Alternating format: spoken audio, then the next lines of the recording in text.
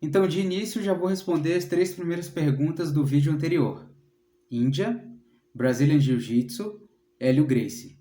Se você não entendeu nada, confere o vídeo anterior que você vai entender. Então vamos lá. A origem do Jiu-Jitsu. Há muitas controvérsias entre os historiadores, mas há um senso geral, um senso comum, que diz que o Jiu-Jitsu surgiu na Índia por volta de 2000 anos antes de Cristo. Gente, eu tô com um esboço aqui, tá? Senão eu vou me perder na linha do raciocínio. Índia, 2000 anos antes de Cristo. Surgiu com quem? Com os monges budistas. Nas suas peregrinações, onde eles levavam mercadorias de um templo para o outro, eles eram constantemente saqueados por ladrões. E como a filosofia do budismo não permite nenhum tipo de letalidade com qualquer ser que respire, eles não podiam matar, né? Então, observando o comportamento dos animais, de como o menor animal se defendia do maior animal, eles criaram, os monges budistas criaram um sistema de defesa pessoal que consistia em socos e chutes na região do peito, joelho e técnicas de alavanca, técnicas de projeção em direção ao solo. E no solo eles faziam técnicas de imobilização e torções, punho, cotovelo, ombro, quadril, coluna, joelho, calcanhar, pé, tornozelo, pescoço. Então, onde tivesse articulação, ali eles aplicavam essa arte marcial para poder se defender. Então, através do budismo, da sua filosofia de vida, o seu modo de pensar, eles levaram o budismo junto com o judô para a China e, consequentemente, para o Japão, que onde veio o boom do jiu-jitsu através dos samurais. Quem eram os samurais? Não vou me atentar muito, senão vai ficar muito longo o vídeo, eu tenho pouco tempo. Os samurais eram seguranças dos senhores feudais. A palavra samurai significa aquele que serve, aquele que presta serviço. Então, o Japão, por volta de 1801, vivia sob regime feudal. O que é isso? Eu sou o senhor de um terreno, os produtores rurais são meus escravos, eles trabalham para mim. E eu preciso defender esse terreno. O que eu vou contratar? Os samurais, especialistas em arco e flecha, luta com espadas e montaria. Só que assim, durante as invasões às terras desses senhores feudais, tinham os samurais lá para defender, só que durante as batalhas as espadas poderiam cair. E durante a luta corpo a corpo, sem espada, não adianta dar soco ou chute. Então os samurais, através dos monges budistas, descobriram o jiu-jitsu e colocaram o jiu-jitsu no seu treinamento. Não consigo dar soco ou chute no outro, por quê? Porque tem uma armadura, mas eu consigo dar chaves de braço, imobilizações no pescoço, na mão. Então eles incluíram no seu treinamento. Houve, por volta do século XIX, a restauração Meiji, que foi um movimento político que pôs fim ao feudalismo. Houve a industrialização do país, homens sendo substituídos por máquinas. E junto disso vieram as armas de fogo. E os samurais perderam espaço. Por quê? Porque é mais fácil senhor feudal, contratar alguém para dar um tiro de longe do que esperar o meu terreno ser invadido para daí os samurais irem com suas espadas e com a luta, com o jiu-jitsu para defender. É mais fácil dar um tiro de longe. Então os samurais perderam seus empregos, perderam seu espaço. E o jiu-jitsu, no século XIX, junto de tudo isso, ficou proibido de ser praticado ou ensinado. Quem praticasse ou ensinasse tinha suas casas incendiadas e poderia até ser morto e sua família também.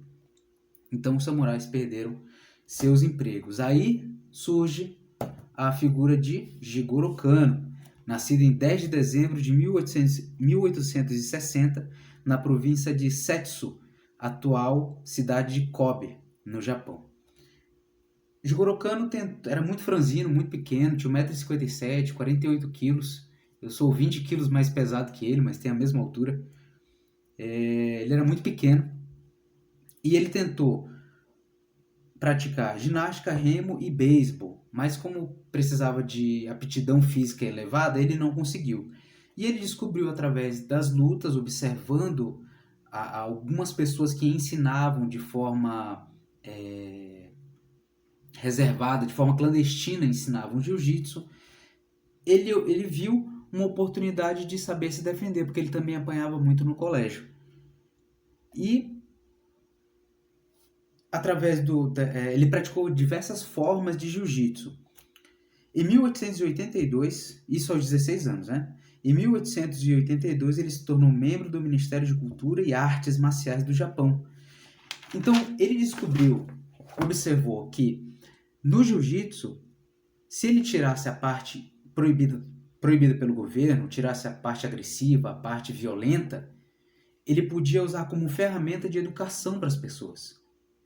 Então, treinando vários estilos, ele colocou o jiu-jitsu numa peneira e fundou o judô. Judô significa caminho suave. Jiu-jitsu, arte suave. Judô, caminho suave. Então ele passou o jiu-jitsu numa peneira, tirou tudo aquilo que era mortal, que era proibido, que era agressivo e fundou uma arte marcial nova, né? Como uma ferramenta também para a educação do homem. Em 1882, ele fundou uma escola de artes marciais chamada Judo Kodokan. Como ele era membro de um ministério, ele era uma pessoa de grande respeito dentro da sociedade japonesa e criador de uma arte marcial, choveu de gente na academia dele. E ficou muito famosa a academia. E entre várias e várias pessoas que foram treinar com ele, apareceu um rapaz chamado Mitsuyo Maeda, que veio se tornar muito famoso. É outro vídeo que eu vou falar sobre ele, tá? E Mitsuyo Maeda nasceu em 18 de novembro de 1878, na cidade de Funazawa, em Hirosaki, Aomori, no Japão, certo? Na Kodokan existe até hoje 3 níveis. O nível mais baixo, primeiro andar, iniciante, intermediário, avançado. Diz a lenda que Mitsuyo Maeda, com 6 meses treinando no nível mais baixo, lógico, né, iniciante, Jigoro Kano dava aula no nível de cima, treinando com outro professor, e em 6 meses ele poderia subir para o nível intermediário. Ele era muito avançado para o pouco tempo de treinamento. Só que ele desafiou, digamos assim, lançou uma proposta para Jigoro Kano e disse: eu queria lutar com os teus melhores aí. E diz a lenda que Mitsuyo Maeda projetou de costas 10 dos melhores de Jigoro Kano. Diz a lenda.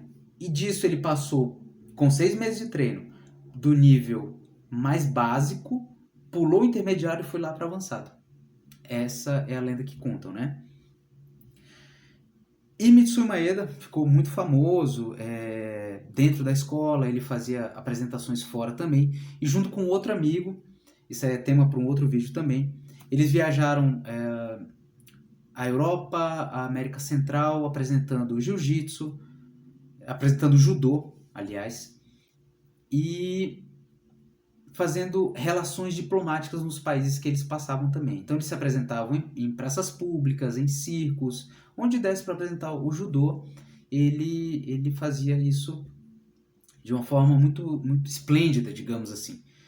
A parte do judô é mais de projetar. Mitsuyo Maeda gostava mais da parte de solo.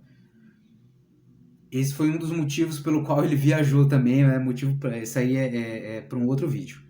Do porquê que ele saiu junto com o outro lá, em relação ao que ele gostava mais da parte de solo, o Jigoro Kano não gostou, enfim. Outro vídeo a gente fala sobre isso.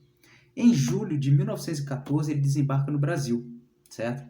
Depois de ter rodado a América Central e a Europa, ele chegou no Brasil para estabelecer uma colônia japonesa na região do Pará, né? E entre essas apresentações nas praças, nos circos, onde fosse, ele derrotava pessoas muito maiores do que ele. Ele também era pequeno, era um pouco maior do que eu. Tinha o meu peso, 68 quilos, mas ele era maior, acho que tinha 1,62 m, 1,63 m.